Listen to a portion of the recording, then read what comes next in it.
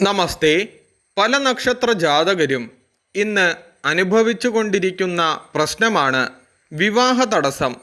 ചില വ്യക്തികളുടെ ജാതകത്തിൽ ഏഴാം ഭാവാധിപൻ, അതായത് പുരുഷന് ലഗ്നാൽ ഏഴാം രാശിയും ചന്ദ്രാൽ ഏഴാം രാശിയും, സ്ത്രീക്ക് ലഗ്നാൽ ഏഴും എട്ടും രാശികളും ചന്ദ്രാലും ഏഴും എട്ടും ഭാവങ്ങളാണ് വിവാഹകാര്യങ്ങൾക്ക് ചിന്തിക്കേണ്ടത്. ഈ രാശിയിൽ പാപഗ്രഹങ്ങൾ നിന്നാൽ, അതായത് ചൊവ്വ, ശനി, ആദിത്യൻ, രാഹു, കേതു ഇവർ നിൽക്കുന്നതും ഇവരുടെ ദൃഷ്ടി പതിക്കുന്നതും ദോഷഫലങ്ങൾ ഉണ്ടാക്കുന്നു. ശുക്രൻ വിവാഹത്തിൻ്റെ കാരകനാണ്. ശുക്രൻ അനിഷ്ടസ്ഥിതനായാലും പാപമധ്യസ്ഥിതിയിലായാലും നീചസ്ഥിതിയിലായാലും മൗഢ്യത്തിലായാലും വിവാഹകാര്യങ്ങൾക്ക് തടസ്സം അനുഭവിക്കേണ്ടതായി വരും.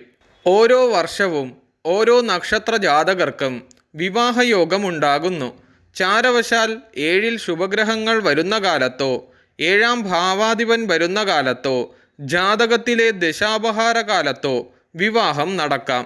ഈ വർഷം ചില നക്ഷത്ര ജാതകർക്ക് വിവാഹയോഗം തീർച്ചയായും ഉണ്ടാകുകയാണ്.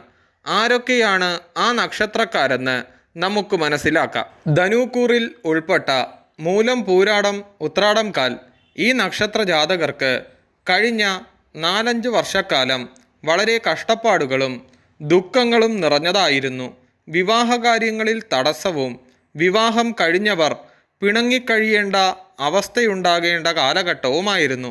എന്നാൽ 2025 മെയ് മാസം 14-ാം തീയതി മുതൽ ഈ നക്ഷത്ര ജാതകർക്ക് സർവേശ്വരകാരകനായ വ്യാഴൻ ചാരവശാൽ ഏഴാം രാശിയിൽ വന്നതോടെ വിവാഹ തടസ്സങ്ങൾ മാറുകയാണ്. ആയതിനാൽ പുതിയ പ്രേമബന്ധങ്ങൾ വന്നു ഭവിക്കുകയും പിണങ്ങിക്കഴിഞ്ഞിരുന്ന ദമ്പതികൾ ഒന്നിക്കുകയും പല യാത്രകളിലൂടെയും തൻ്റെ ജീവിത പങ്കാളിയെ കണ്ടെത്തുകയും പല തീർത്ഥാടന യാത്രകൾ നടത്തുകയും അതിലൂടെ ഈശ്വരാധീനം കൈവരിക്കുകയും ഫലമാകുന്നു.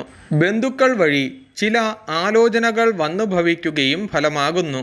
നിങ്ങളുടെ ജാതകത്തിലെ ഗ്രഹസ്ഥിതിയിലെ ഗ്രഹങ്ങളുടെ ബലാബലം കൂടി കണക്കാക്കി വേണ്ടവിധ വഴിപാടുകൾ നടത്തുക. വിവാഹ തടസ്സം മാറുവാനും വിവാഹം നടക്കുവാനും വേണ്ടി ഉമാമഹേശ്വര അർച്ചനയും സ്വയംവര അർച്ചനയും നടത്തുക. അതോടൊപ്പം പുരുഷജാതകത്തിൽ ഏഴാം ഭാവാധിപന് പറഞ്ഞിരിക്കുന്ന ഗ്രഹം ഏതാണെന്ന് മനസ്സിലാക്കിയ ശേഷം ആ ഗ്രഹത്തിന് നിർദ്ദേശിച്ചിരിക്കുന്ന ദേവന് യഥാവിധി പ്രകാരം വഴിപാടുകൾ നടത്തേണ്ടതാണ്. അതുപോലെ സ്ത്രീ ജാതകത്തിലും 7ഉം 8ഉം ഭാവാധിപന് പറഞ്ഞിരിക്കുന്ന ഗ്രഹത്തിന് നിർദ്ദേശിച്ചിരിക്കുന്ന ദേവന്മാർക്ക് വഴിപാടുകൾ നടത്തേണ്ടതാണ്.